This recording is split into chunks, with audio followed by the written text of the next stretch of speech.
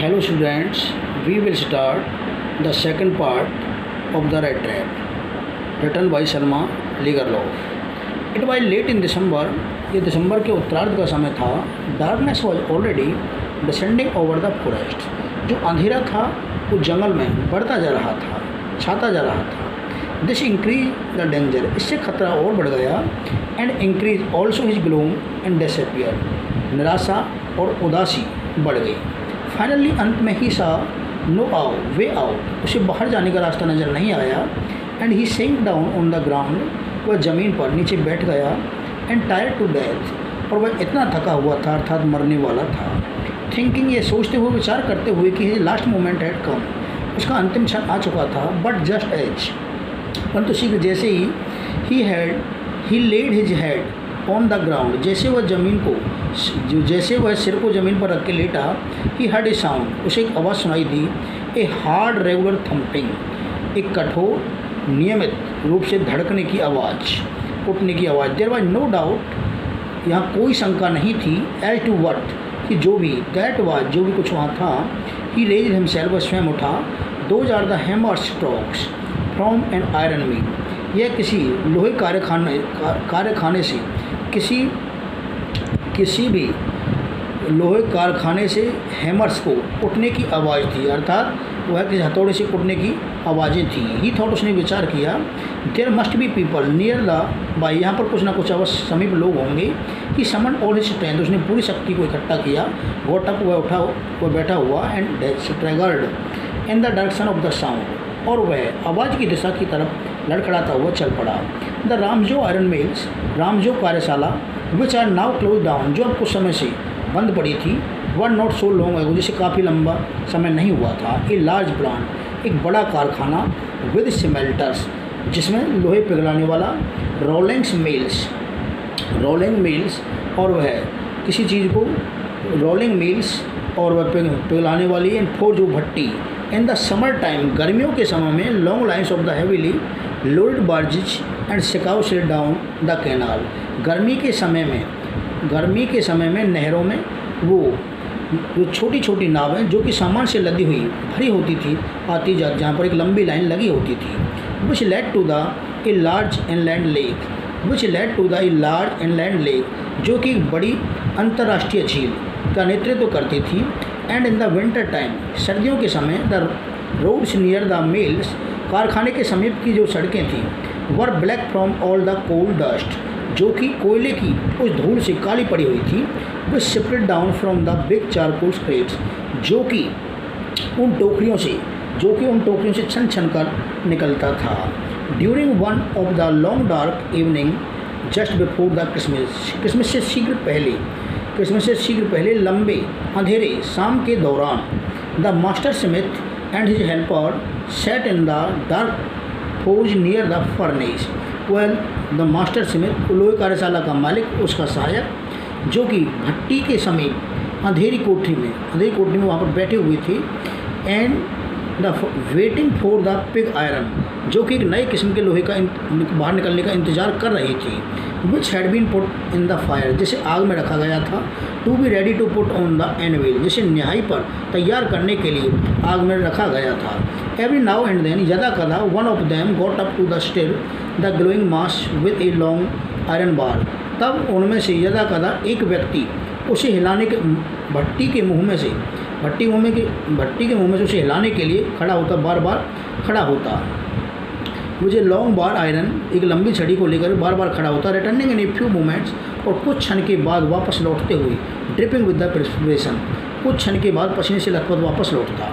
दो यद्यपि as was the custom, जैसे उसकी परंपरा थी. ही वोर नथिंग, वह कुछ नहीं पहने हुआ था. बट ए लॉन्ग शर्ट, परंतु एक लंबी कमीज. And a pair wooden shoes, और लकड़ी का वुडन शूज, जो कि लकड़ियों के जूते पहने हुए था. ऑल द टाइम, पूरे समय, there were many sounds to be heard in the forge, पूरे समय में वहाँ पर भट्टी के अंदर से वो आवाज़ें सुनी जा सकती थी. द बिग बेलूज ग्रोन्स, वो बड़ी दौकनियों की कराहने की आवाज़ें. बर्निंग कोल्स क्रैक, और चटकता हुआ कोयला, जो कोयला उस भट्टी के अंदर चटकता रहा. The fire ball shoveled the charcoal into a maw of the furnace with the great deals of the clatter, वो अग्नि वाला लड़का एक बड़े बेलचे के साथ उस भट्टी के पेट में उस कोयले को अंदर झोंकता। एंड आउटसाइड रोवर्ड द वाटरफॉल, और बाहर जलप्रपात की गिरने की वहाँ पर आवाज़ें थी। एंड ए सर्प north wind whipped in the rain against the brick tile roof, and a sharp north wind, और वो तेज उत्तरी हवाएं जो कि उस छत के विरुद्ध जो कि वर्षा रूपी कोड़े बरसाती।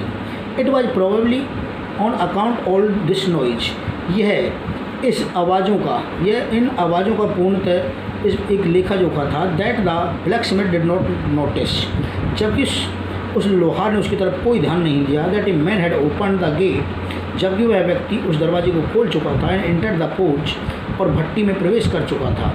Until he stood close up to the furnace, अब वह भट्टी के समीप खड़ा हुआ था। श्योरली निश्चित, it was nothing unusual for poor vagabond, अब वह एक गरीब आवारा के अलावा साधारण तौर से कुछ नहीं था। Without any better shelters for the night to be attracted to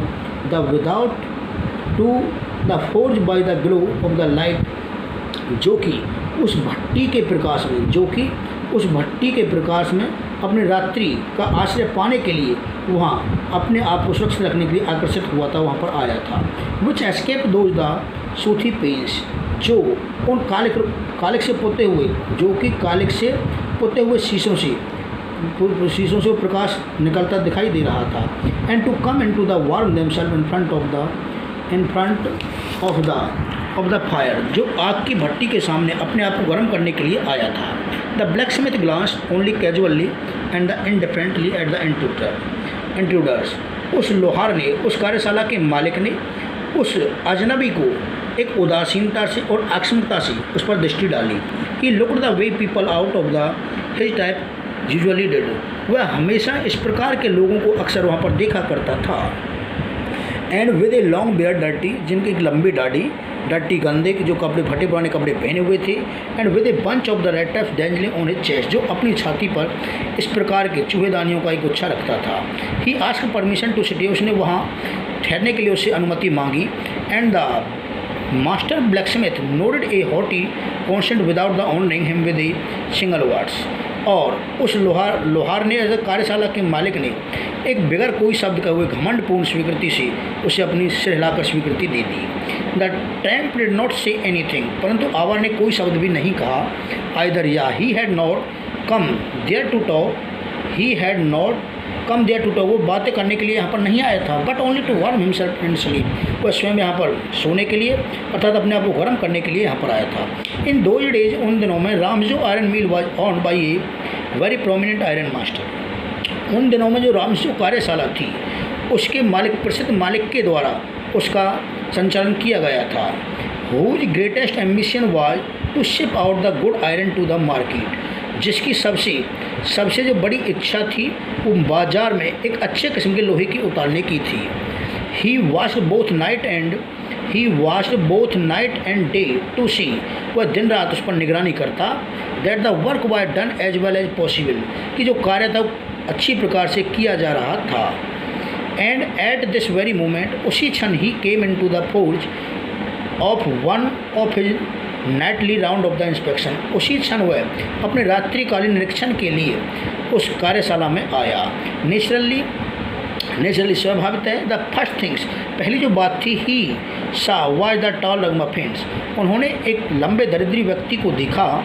who had eased his way so close to the furnace, जो कि भट्टी के समीप जिसने अपनी एक जगह बना ली थी। That steam rose from his wet tracks, अब उसके और भीगे हुए कपड़ों से भाप निकल रही थी।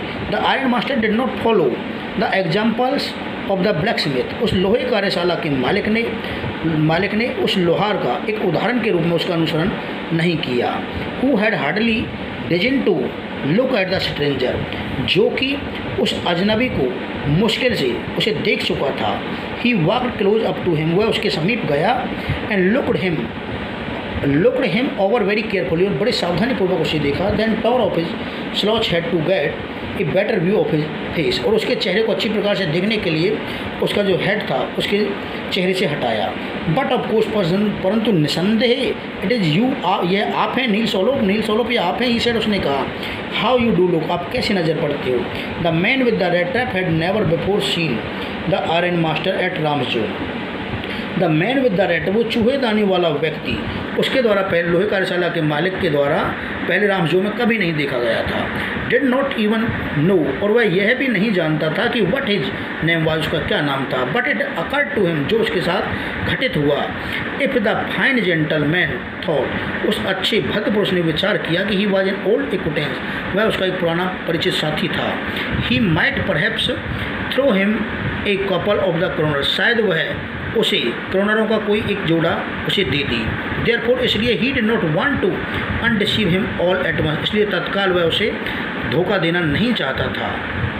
यस हाँ, गॉड नोज, भगवान जानता है कि things have gone down hill with me, कि ये जो कार्य, ये जो सभी चीज़ें वो मेरे लिए किस प्रकार से सभी समाप्त हो गई, किस प्रकार से मेरे लिए ये खराब हो गई हैं। ही सेड, उसने कहा। You should not have resigned from the regiment, आपको अपनी टुकड़ी से त्यागपत्र नहीं देना चाहिए। सेड द आयरन मास्टर, लोहे कार्यशाला के मालिक ने कहा। दैट वाज द मिस्टेक, यह उसकी गलती थी। If only I had still been in the service at that time, अगर मैं उस समय अभी भी उस नौकरी पर होता, सर्विस पर होता, it never would have happen, तो मेरे साथ ये कभी घटना घटित नहीं होती। वेल ठीक है, नाउ ऑफ कोर्स निसंदेह you will come home with me, आप मेरे साथ मेरे घर चलेंगे।